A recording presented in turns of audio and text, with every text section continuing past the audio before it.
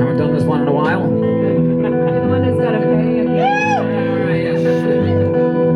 Don't let the record label take you out to lunch. You're the one who's got to pay at the end of the day. And try not to want people to like you too much. You'll just need more and more flatteries to recharge your batteries. And don't let showmanship get more important than honesty. If you don't want to be so many singers you see, you don't have to act crazy to do something amazing. You can be just like you should and still do something really good. And even when you know there's nobody listening, say it to yourself, cause it's good for your health. I know nothing makes sense if you think too much.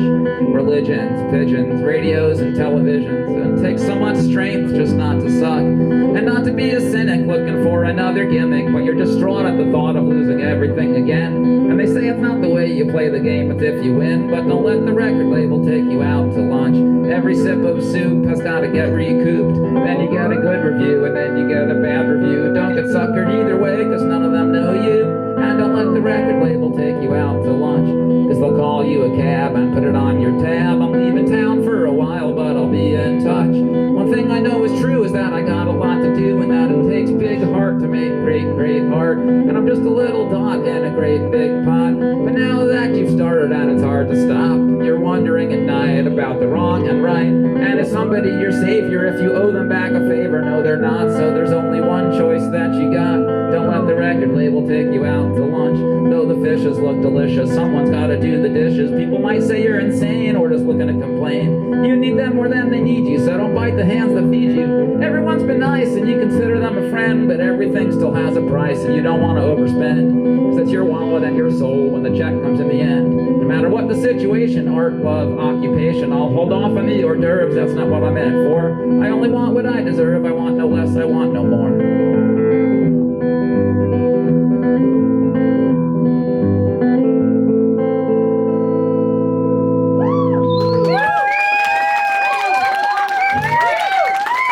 We are very far away from our home in New York City.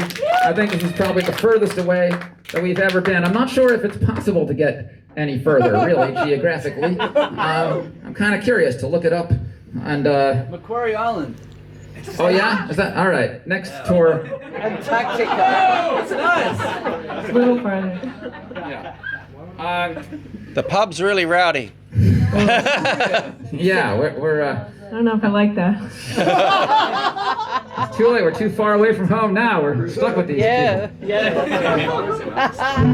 All right, well, back at home, I'm stuck with a certain person who gets rowdy in a strange way in the middle of the night. The old man who lives in the apartment next door to mine lets out these screams in the middle of the night, like 3 a.m., 4 a.m., sort of shrieks, and seems like a very nice old man during the daytime, but mysterious, disturbing situation. And this song is called Sad Screaming Old Man.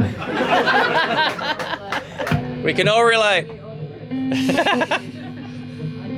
Well, Tasmania's even stranger than I thought. I've had to come all this way to find somebody who can relate to me, and now apparently all of you can relate to me. I really am in the right place. How cool.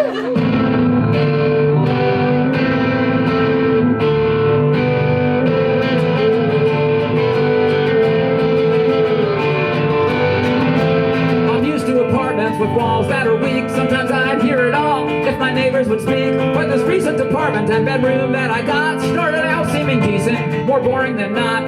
For 2 or 3 years, nothing happened at all. There was an old man next door that I would see in the hall.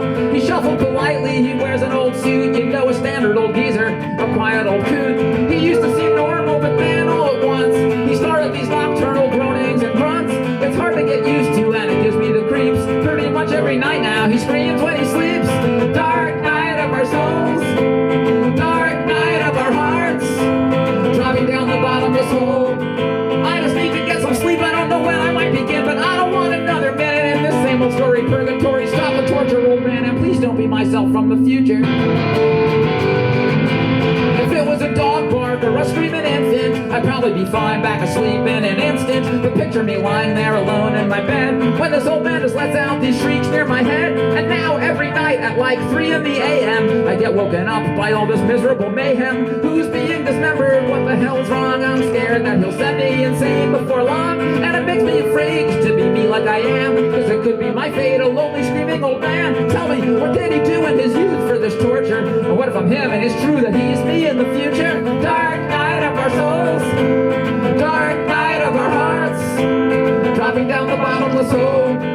I just need to get some sleep. I don't know when I might begin, but I don't want another minute in this same old story. Purgatory, stop the torture, old man, and please don't be myself from the future. I'm used to apartments with walls that are weak. Sometimes I'd hear it all if my neighbors would speak. But this recent apartment and bedroom that I got started out seeming decent, more boring than not. But now it's like trying to sleep in a Guantanamo cell block, or a hospital hellhole for some horrible shell shock, or a medieval dungeon with sadistic conditions, where some pitiful someone is getting whipped while you listen. And you know, in the dark, when your mind is just spinning, you get visions of weird things with no ends or beginnings. I drift off for a bit and then he's moaning some more, and I'm scared that he's me and I'm the him from before. I get some paranoid fantasy sci-fi scenarios. They seem dumb in the daylight, but for now again, there he goes. Dark night of our souls, 3 a.m. dark night of our hearts, 4 a.m. dropping down the bottomless hole. I just need to get some sleep. I don't know when I might begin, but I don't want another minute in this same old story. Purgatory, stop the torture, old man, and please don't be myself from the future. Well, you know, Jeffrey, it's true what you say. I once was like you, then I turned out this way. I lived my young life complaining what wasn't there. There was never enough to sacrifice for our pair. And I once had a cat, and I had 1 or 2 pals, and I would go and hang out sort of like that way you do now. But now all I can do is just scream in the darkness, the pain inside 90 years empty and heartless. He who grows as an artist is a rose, brief and blooms. You know, you learn to start off down the road to this room. So I get glory from war in the dark and a trench. Then I spent 40 years bored instead of park on a bench. And it's all existentially hopeless eventually. You're just dementedly shrieking like me, like you're meant to be. I'm sent as a warning, and as an acceptance, so accept it. And it's already written, and it's already happening. You are already here.